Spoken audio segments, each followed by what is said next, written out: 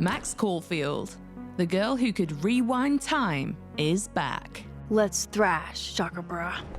But when one of her new friends, Safi Llewellyn Fayyad, is murdered in the grounds of Caledon University, Max finds that her chaotic power has changed.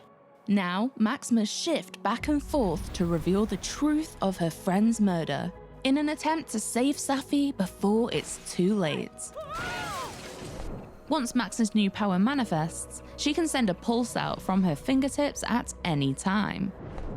While Pulse is active, she can peer through to the other world, seeing the differences between the timelines clearly.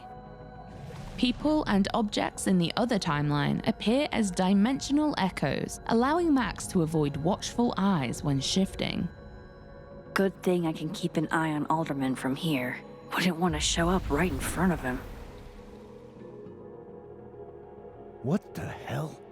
While Pulse shimmers around her, she can also see places where the veil between the two timelines is at its thinnest. These shift points are where she can push through to the opposite timeline to help her investigation in a multitude of ways. Oh, Do you need me to hold something, or actually, yeah. I need an Allen wrench. got one around here? No, I borrowed one from Carla, but I think she took it back. If you can go grab that from her, I'll owe you. This could be to solve a puzzle, convince a character to reveal a secret, or retrieve an object lost in one timeline by borrowing it from another. Better give this wrench to Moses. Shift points work in both directions, so you can shift back and forth from the same spot. So I found this guy named Alan, but he didn't know anything about a wrench. No, Max, not literally Allen. It's... Oh. You are a lifesaver, Max. Dad joke aside.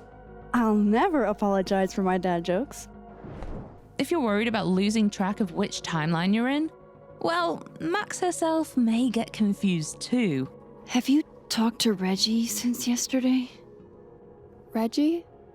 Crap! Wrong Loretta, Max. In the options, you can toggle a UI indicator every time you shift, confirming the reality you've just arrived in, as well as there being visual cues such as cheery Christmas decor in the timeline where Safi is alive. Most importantly to Max's investigation, everyone you meet has an increasingly divergent duplicate in the other timeline. Depending on which timeline you're in, they'll react to Max and her probing questions very differently. A grief-sodden conversation in one timeline may unlock an unexpected heart-to-heart in the other. Grief is hard. The trick is not to let it change your character. Everyone at Caledon is hiding something, and Max is the only one with a viewpoint unique enough to unravel those secrets, and the determination to reach the truth at all costs. Everybody's talking about her like she had a heart attack or a car accident. But she was murdered. Someone murdered her. I don't know how we're expected to just be okay with that. Max has never been so powerful or in so much danger. The fates of her friends and of two timelines are at Max's fingertips.